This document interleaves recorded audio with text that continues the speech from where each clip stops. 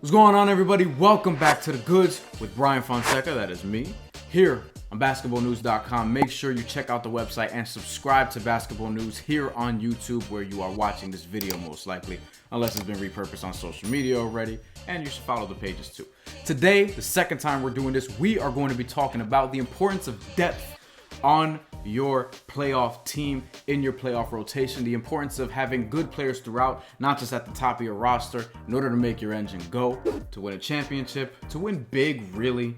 You need things like chemistry, things like depth, things like organizational structure, usually speaking, not all the time. Things like good coaching, you get the point. More than just having top end talent to sort of guide you through the challenges of an NBA season and in basketball and beyond. Not even just limited to the NBA, even though that's going to be the focus today.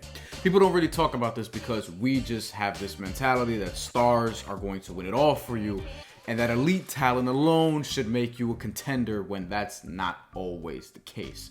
And it probably is less so than we think. Look at this past season, the 2021-2022 NBA season. The Brooklyn Nets and the Los Angeles Lakers, two examples of the teams who were really the two favorites going in, and one of them didn't make it to the playoffs at all, didn't make it to the play-in at all in the Los Angeles Lakers. Top-heavy team, poor roster construction, even though they did have LeBron James, even though they did have Anthony Davis, and he struggled with his health. And then Russell Westbrook couldn't quite get it going, that's being nice, all season long. And you still had Carmelo Anthony, Dwight Howard, Rajon Rondo, and still never quite figured it out. Didn't even win 35 games. And then the Brooklyn Nets, who made it to the playoffs but didn't win a single game and had to get through the play-in in order to claim their playoff spot. Kevin Durant, Kyrie Irving was there and then he wasn't, and James Harden was there and forced himself out to the Philadelphia 76ers, and the rest of their roster was, a lot of 6'3" shooting guards who like to shoot. Goran Dragic, Patty Mills, Bruce Brown, who became a pretty good shooter, Seth Curry, who loves to shoot, Joe Harris was out, and they couldn't quite get their rotation in order because they never really had one to begin with, and they struggled with chemistry, time to get that chemistry because they hadn't really played that much, health, sure, but they also just didn't really have that good of a team. And even though they were favorites all season long, just like the Los Angeles Lakers, because many people picked those two to make it to the finals, it didn't go out that way. Other talented teams thrown together, so to speak, that people overrated all season long, that fell short in the end. Let's go through them. The 2019-20 Los Angeles Clippers, the first one with Kawhi and Paul George as teammates, that flamed out in the bubble in the second round to the Denver Nuggets. The 2017-18 Oklahoma City Thunder, they had Russell Westbrook, Paul George, and Carmelo Anthony. Remember that? They lost in the first round to the Utah Jazz that year. The 2013-14 Brooklyn Nets with Kevin Garnett, Paul Pierce, Jason Terry, Brook Lopez, Darren Williams, and Joe Johnson. One of the most memorable teams of the 2010s for what they failed to do as opposed to what they actually did.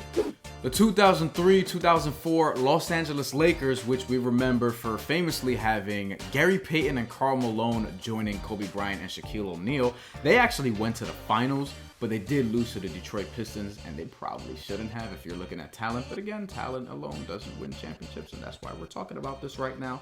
People think that stars just sort of do it themselves, and we don't give enough credit to role players who help them get from point A to point B in the postseason. Let's look at the 1996 Chicago Bulls as an example. Sure, they did have Michael Jordan and Scottie Pippen, two of the best players of the 90s, one of them the best of all time, according to many of y'all. Beyond that, they had Steve Kerr, Luke Longley, Ron Harper, Dennis Rodman, and Tony Kukoc filling out their top seven. That is a deep team for the playoffs, all of whom averaged 20 or more minutes per game during that 1995-1996 postseason run.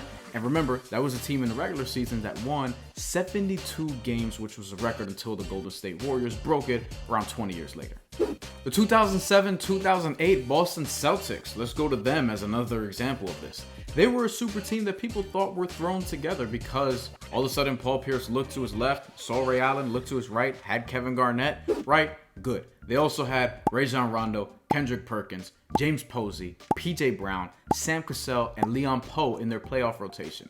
And as another example of why depth matters, let's look at a more recent team, the LeBron, Wade, Bosh back-to-back champions from the Miami Heat in the early 2010s that had a 4-year run of going to the NBA Finals. They didn't just have those three guys because they were playing big minutes to Shane Battier, Mike Miller, Mario Chalmers, Ray Allen, Udonis Haslem, Joel Anthony, Norris Cole, and later, Chris Birdman Anderson. Now let's talk about some teams who straight up got to the finals and won the championship without having an elite player at the time, or at least we question whether or not they truly had one going into that season. And no, this is not just the 2004 Detroit Pistons. There are other examples of teams who did this in a different, non-traditional way, if you will. Who was the best player on the San Antonio Spurs from 2013-14? Sure, they did beat the LeBron, Wade, and Bosh Miami Heat, the last one that we saw, and that was a very good team, but Manu Ginobili was somebody who people thought should have retired the year before. Tim Duncan was older. Tony Parker was either at the end of his peak or just past it, and Kawhi Leonard truly hadn't ascended to stardom yet, though he did win Finals MVP that year. Boris Diaw, Marco Bellinelli, Danny Green, Thiago Splitter, and Patty Mills. That's a damn good front nine. The 2011 Dallas Mavericks, they did it a weird way. They had Dirk Nowitzki as their top guy. Don't know where he sort of ranked. Was he top 5? Was he top 10? Probably top 10. But if you think about who they had on their roster, this wasn't the team that people thought would have been a champion, and they became one.